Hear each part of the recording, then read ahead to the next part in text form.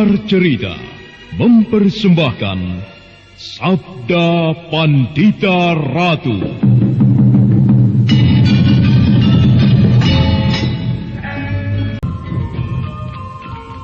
Sabda Pandita Ratu, naskah ditulis oleh Pondra Swasti Langit, diolah oleh Agus Nur Ismail, didukung oleh artis-artis terkemuka, Ferry Fadli, Eli Ermawati, M. Abud, Ivona Rose, dan lain-lain.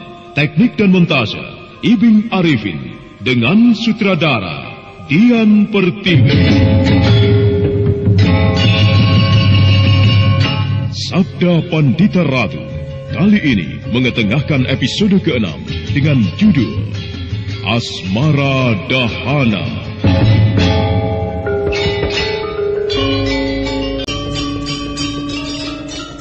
Empu Mahoyaso dan Kameswara segera melangkah untuk mencari tahu di mana Surabasanto. Tapi baru saja dia beranjak dari tempat itu, tiba-tiba dari arah lain terdengar teriakan seseorang dari balik kegelapan. Keduanya terpaku beberapa saat.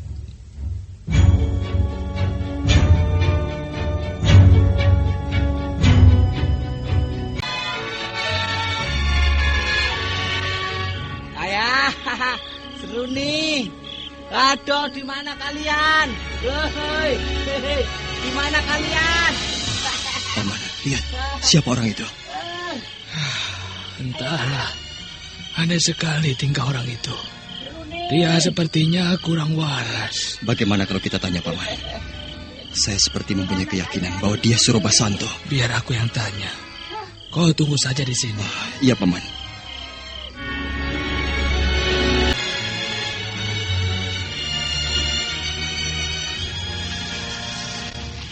Anak muda, siapa kau ini? Kenapa berteriak-teriak seperti itu? Namaku Surabasanto. Kau siapa? Rambutmu kok putih? Wajahmu jelek? Kau kok tidak seperti aku? Gagah, lihat. Hehehe, orang tua, di mana ayahku? Tahu nggak? Dan Seruni yang cantik, hah? Malam ini aku ingin tidur lagi dengan Seruni. Dia memang wanita yang mengasyikkan. Wah, aku suka sekali lo tidur dengannya. Ayah, Seruni mana ya? Mana? Jadi dia yang bernama Surabasanto. Tidak kusangka kalau dia seorang anak yang tidak waras. Ya. Jadi percuma kalau aku ingin menuntut tanggung jawabnya. Seruni, di mana kau, Seruni? Aku ingin tidur lagi denganmu. Bagaimana, Paman? Ya, ternyata dugaanmu benar. Dia memang Surabasanto. Lalu bagaimana sekarang, Paman? Ya, lebih baik sekarang kita tinggalkan tempat ini. Bukankah semuanya sudah selesai? Baiklah, Paman. Tapi bagaimana mengenai Seruni? Biarkan saja. Toh semuanya sudah menjadi resikonya. Tunggu, Paman. Lihat itu.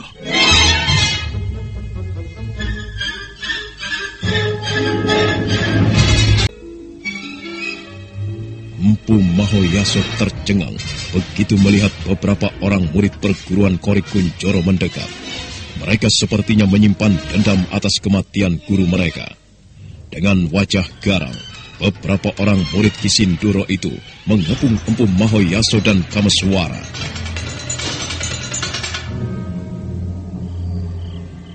Tunggu! Kalian tidak boleh pergi dari sini begitu saja. Kalian harus bertanggung jawab atas kematian guruku. Sudahlah. Lebih baik kalian bubar saja. Kalian tidak mempunyai kepandaian apa-apa. Sekalipun kami tidak mempunyai kepandaian apa-apa, tetapi kami berhak menuntut balas atas kematian guru kami. Kalian boleh saja menuntut sesuatu pada kami tentang kematian guru kalian. Tetapi seharusnya kalian pun berpikir, siapa yang salah, kami atau guru kalian? Sudahlah, nanti kalian akan menyesal sendiri jika memaksakan diri kalian melawan kami. Kalian semua tidak mempunyai kepandaian apa-apa. Benar, Kisanak. Lebih baik kalian pergi saja. Kami tidak akan mengganggu kebebasan kalian jika memang kalian tidak berbuat macam-macam. Kami tidak berbuat macam-macam. Kami hanya menuntut kematian guru kami. Kau memang tidak pernah berpikir bagaimana keadaan kami. Sekarang guru kami sudah tewas. Aku sekarang tidak mempunyai pegangan apa-apa lagi. Begitu juga dengan teman-temanku. Kami semua merasa tidak mempunyai kendali setelah Ki Sinduro tewas. Jadi wajar kalau aku dan teman-temanku menuntut kalian. Ya, kalian sebenarnya bisa menempuh jalan sendiri-sendiri tanpa seorang pun yang menjadi andalan kalian. Sikap kalian ini sebenarnya karena sudah terbiasa bergantung pada orang lain. Jadi aku harap berpikirlah. Jangan bertindak hanya menuruti nafsu saja. Jika kalian tetap memaksakan diri untuk melawan, kalian tetap tak akan mampu. Guru kalian saja yang mempunyai kepandaian tinggi tidak bisa berbuat apa-apa.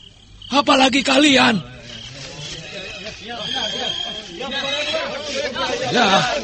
Ya, lebih baik kalian bubar.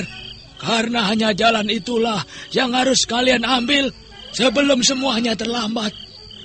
Dan kusarankan pada kalian, jangan ikuti jalan yang salah yang guru kalian lakukan.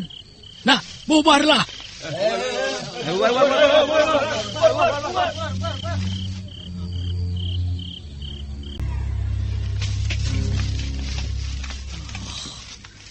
Kenapa kalian semua bubar? Apakah kalian tidak merasa dendam pada mereka? Oh, kau masih penasaran pada kami, Kisanak? Kenapa kau diam? Aku bingung, Bapak. Guruku sudah tewas. Aku harus bagaimana sekarang?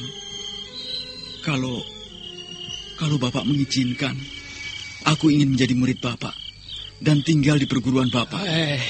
Dari mana kau tahu bahwa aku mempunyai perguruan? Guruku pernah cerita tentang Bapak dan perguruan Lemah Abang. Bapak tidak perlu khawatir tentang aku. Niatku untuk menjadi murid Bapak lahir dari hati kecilku. Aku akan bersungguh-sungguh mengabdi pada Bapak. Ya, baiklah. Namun begitu, aku harus melihat pengabdianmu sampai sejauh mana pada perguruan Lemah Abang. Setelah itu, barulah kau bisa menjadi muridku. Nah, sekarang aku membutuhkan bantuanmu. Tolong kau angkat anakku. Dia masih belum sadar dari tidurnya. Iya, Bapak. Ayo Kambiswara, kita tinggalkan tempat ini. Iya, Paman. Suasana kembali hening. Murid-murid Korik Kuncoro tak satu pun yang berada di tempat itu lagi. Sekarang tinggal Seruni, Ki Sindoro dan Surobasanto. Anak sulung Ki Sindoro itu masih tertawa terbahak-bahak. Dia tidak mengerti apa yang terjadi terhadap ayah dan adiknya.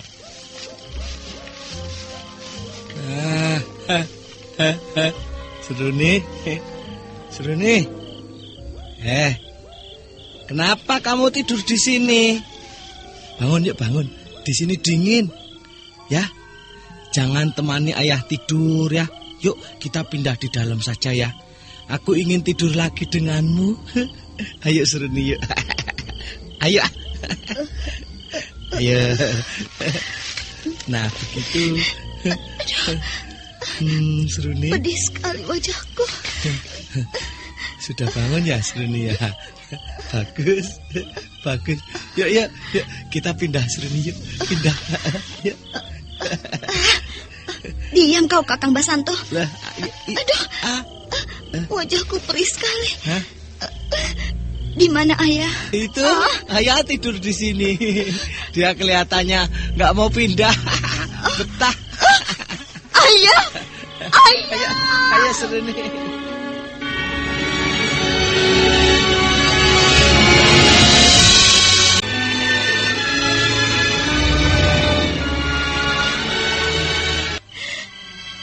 Terutama kau, Kameswara.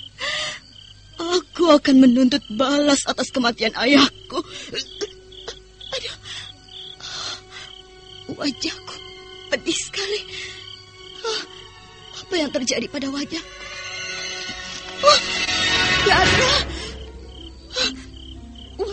wajahku berlumuran darah. Tidak. Tidak. Wajahku tidak rusak. Jangan. Wajahku tidak boleh rusak. Jahanam kau Kameswara. Apa yang telah kau lakukan terhadap wajahku? Keparat. Iya.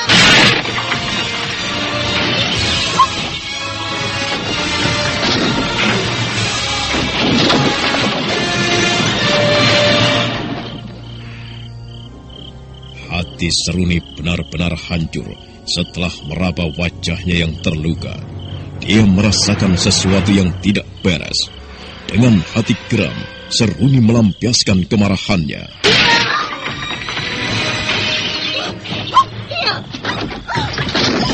Jahanam kalian semua! Kalian telah menghancurkan masa depanku. Wajahku rusak. Kecantikanku telah kalian rusak. Keparat kau Kameswara!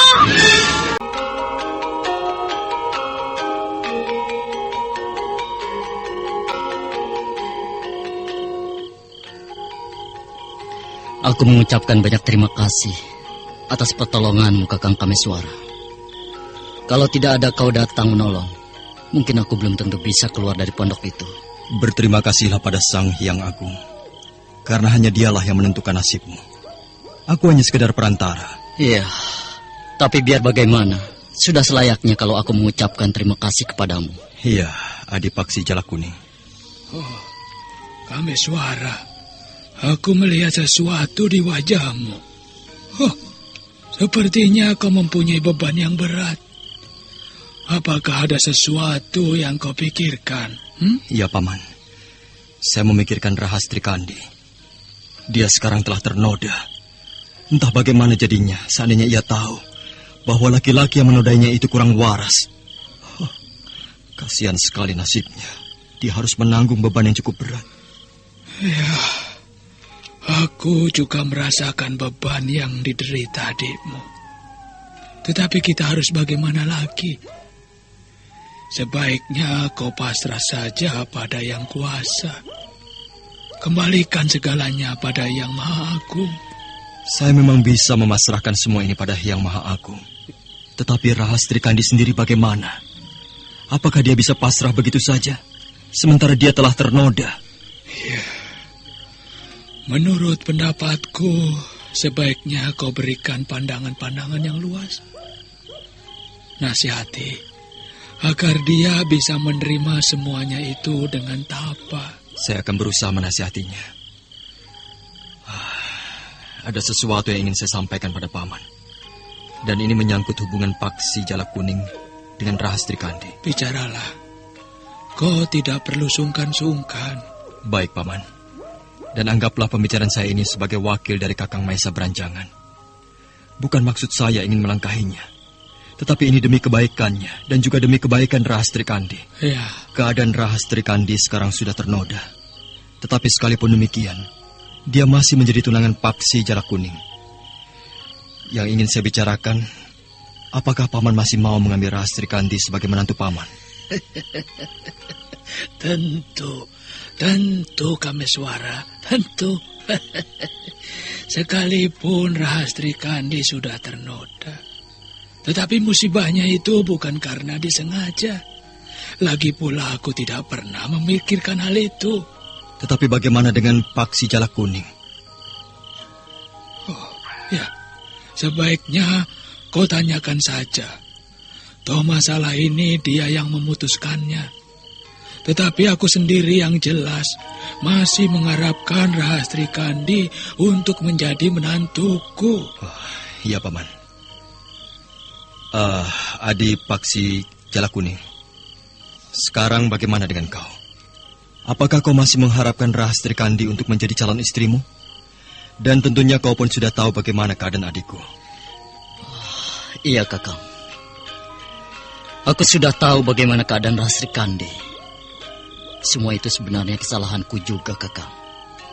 Tanpa aku penyebabnya, mungkin Rahastri Kandi tidak akan mengalami nasib yang buruk. Bagiku, Rastri Kandi adalah gadis yang suci. Aku tak akan mengubah niatku untuk meminangnya. Apakah kau sudah memikirkan masak-masak bagaimana risikonya? Aku tidak mau suatu saat kau menyesali keputusanmu yang tidak kau pikirkan dengan matang. Aku sudah memikirkannya dengan matang, Kakang. Ya, apapun resikonya, itu sudah menjadi tanggung jawabku, Kakang. Ya, baiklah kalau kau sudah mengambil keputusan yang tegas. Namun begitu kau harus memikirkannya lebih matang lagi. Ikatan sebuah perkawinan ibarat perahu yang berlayar di laut lepas. Kalau kau suatu saat tidak bisa menjaga keutuhan perkawinan itu, maka kau akan terdampar pada sebuah penyesalan yang panjang. Inilah yang aku harapkan darimu, agar kau bisa memikirkannya lagi lebih dalam. Kakang Kameswara tidak perlu khawatir. Aku sudah siap mengarungi bahtera perkawinan. Dan itu sudah kupikirkan sebelumnya. Ya, aku menghargaimu.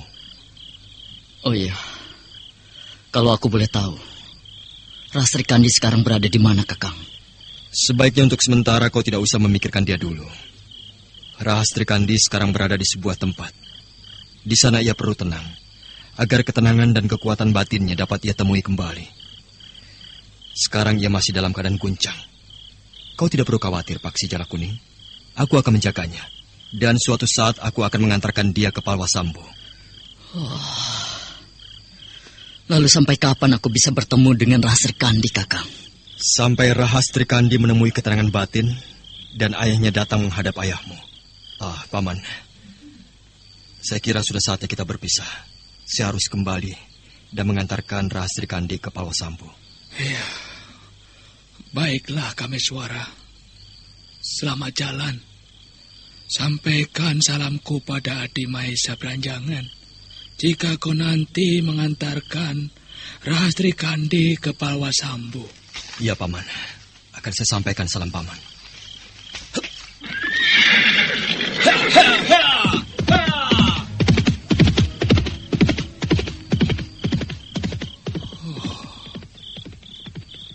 Sungguh luar biasa sekali anak muda itu. Dia mempunyai ilmu kanuragan yang sangat tinggi. Dunia pasti gempar atas kehadirannya. Ayah, apa yang kau pikirkan, Ayah? Tidak. Aku hanya sedang mengagumi Kameswara. Dia mempunyai kepandaian yang cukup tinggi. Aku sendiri menyadari bahwa aku bukan lawannya. Apakah tidak berlebihan bahwa ayah mengaku bukan lawannya? Tidak. Memang demikianlah keadaannya. Dia memang seorang pemuda yang sakti. Kau lihat saja buktinya. Hanya dalam beberapa jurus, ia mampu merobohkan Kakang Sinduro. Padahal ayah tahu kehebatan Kakang Sinduro. Sudahlah, Jala Kuning. Sebaiknya sekarang istirahatlah. Kau masih butuh istirahat yang banyak agar kesehatanmu pulih kembali. Baik, Ayah. Ayah. Kenapa tiba-tiba dadaku jadi sesak? Ada apa ini? Ayah. Darah. Paksi Jala Kuning segera meraih tubuh ayahnya yang akan roboh. Dia benar-benar kaget melihat hal itu. Dengan tangan gemetar, anak tunggal Empu Mahoyaso itu mempopong ayahnya. Setelah beberapa saat Empu Mahoyaso berbicara, tiba-tiba saja dahinya berkerut, bibirnya bergetar, seakan-akan dia tengah merasakan sesuatu yang sangat menyakitkan. Paksi Jala Kuning tertegun sesaat lamanya melihat apa yang tengah dialami oleh ayahnya. Dia tidak tahu apa yang harus dilakukannya. Untung darah ini tidak keluar banyak.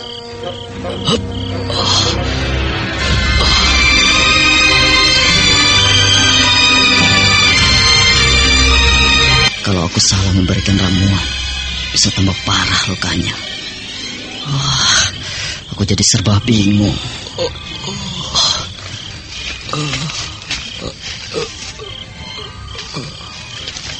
Paksi. Ayah mulai sadar. Jala Kuning. Iya, Saya ayah. Tenanglah. Ayah tidak perlu banyak bergerak dulu. Bicara saja apa yang harus saya lakukan. Tolong, kau ambilkan ramuan yang berada di dalam selubung bambu hijau. Kemudian seduhlah dengan air panas. Cepatlah. Dadaku nyeri sekali. Aduh.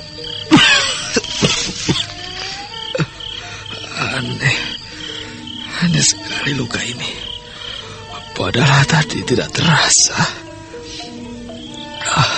Kenapa justru sekarang baru terasa? Syukurlah ayah memberitahukan ramuan mana yang harus kuambil. Untung semua masalah itu sudah tuntas. Tapi entah bagaimana dengan Seruni. Apakah dia masih hidup atau sudah tewas setelah Robo dihajar Kameswara? Ya, kalau dia masih hidup, artinya bahaya akan kembali muncul. Dia pasti akan menuntut balas atas kematian ayahnya.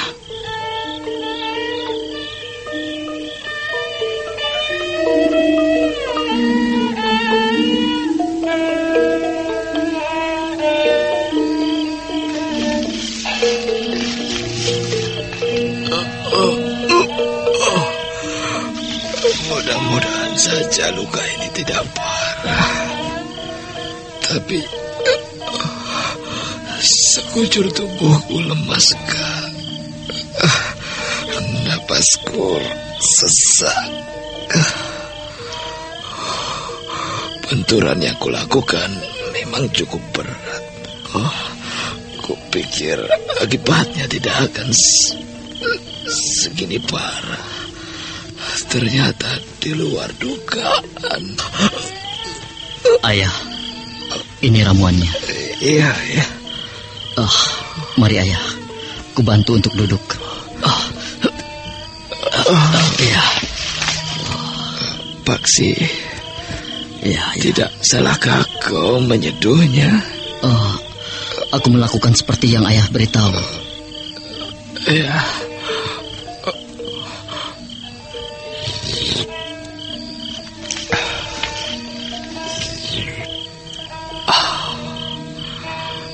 Jala Kuning, aku ingin istirahat beberapa saat. Jika ada tamu atau ada masalah yang harus diselesaikan, aturlah olehmu dulu.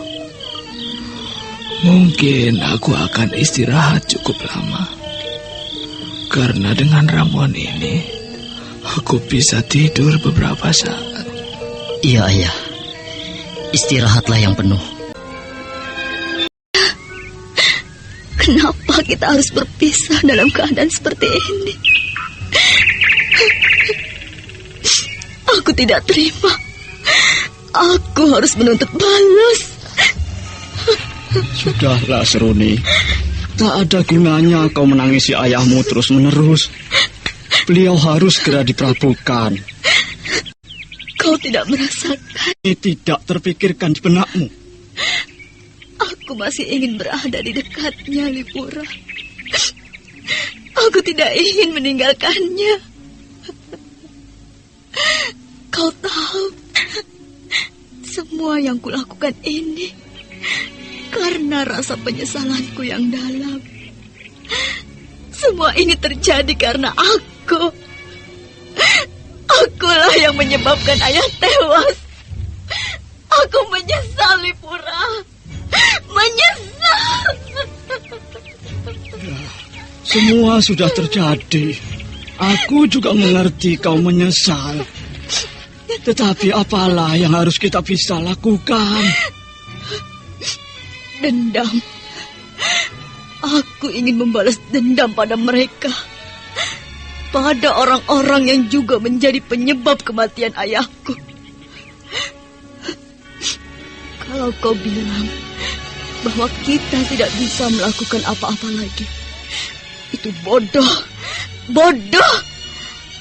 Apa artinya pengabdianmu selama ini pada ayah? Dan mana balas jasamu terhadap gurumu?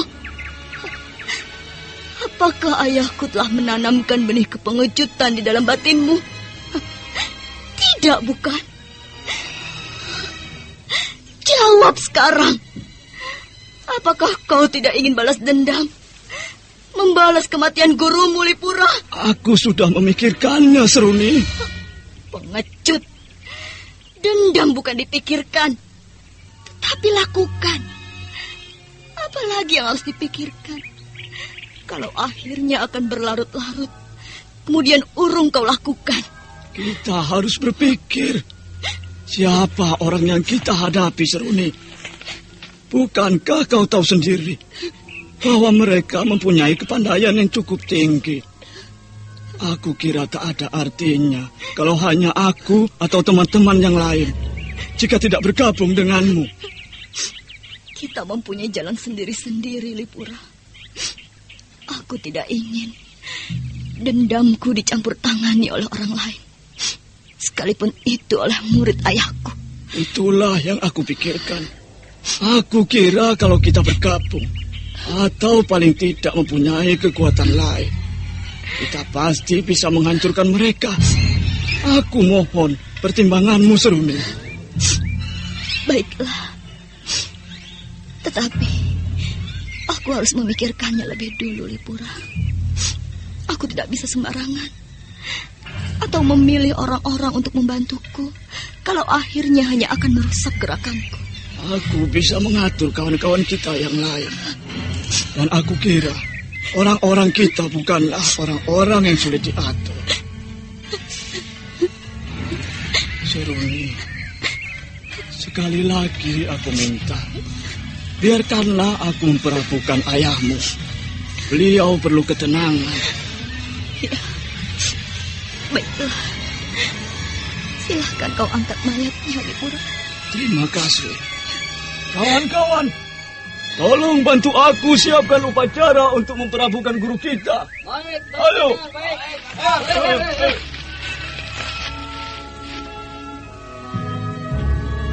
Siang itu juga, mayat Kisindoro diperabukan.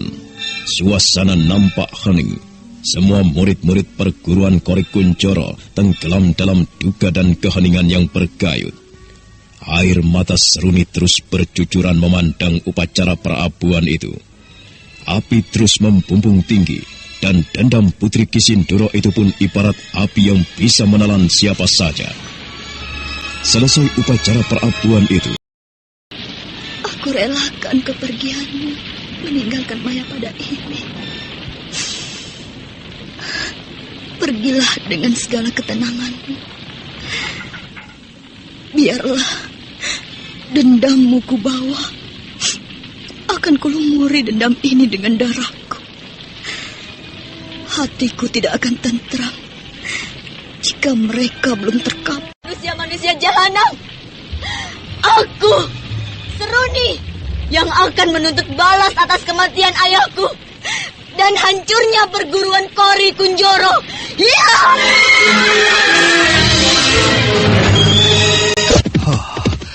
Kenapa tiba-tiba saja aku jadi gelisah dan pikiranku selalu terbayang dengan peristiwa Seruni.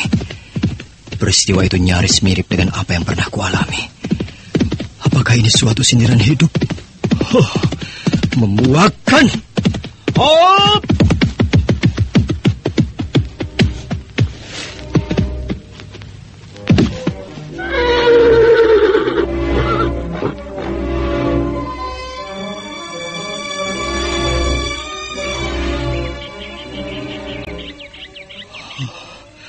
Kenapa tiba-tiba aku jadi muak dengan segala apa yang telah terjadi? Aku begitu benci melihat peristiwa itu. Tetapi bagaimana sebenarnya dengan apa yang kualami? Dewata Agung, cobaan apa sebenarnya ini? Rahastri Kandi sekarang telah ternoda, dan aku merelakan ia untuk disunting oleh Paksi Jalak Kuning. Perasaan apa sebenarnya yang berkecamuk di hatiku? Tidak. Aku tidak boleh cemburu pada Paksi Jalak Kuning. Dia telah menunjukkan rasa tanggung jawab yang besar. Dan Rahastri Kandi sudah kuanggap sebagai adikku sendiri. Kenapa tiba-tiba aku jadi tenggelam kembali dalam ombak batinku? Aku tidak tidak boleh hanyut oleh permainan perasaan ini. Aku harus menemukan kembali ketenangan batinku. Harus. Hup.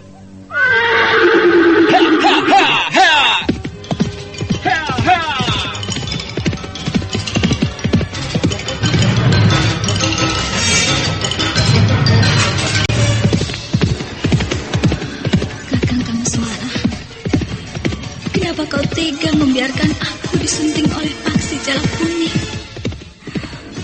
Bukankah kau tahu, setelah aku mengalami peristiwa dengan Seruni, aku sudah memutuskan bahwa aku tidak ingin kembali padanya. Tapi kenapa kau justru membiarkan aku kembali berada di dekatnya? Apakah karena aku sudah tidak suci lagi? Tidak! Tidak!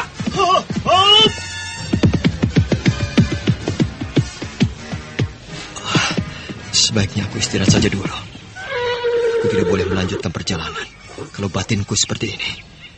Ya, tempat ini kukira cukup baik untuk istirahat. Aku akan bersemadi sebentar untuk menemui ketenangan. Di bawah pohon yang rindang, Kameswara bersemadi mencoba mencari ketenangan batin.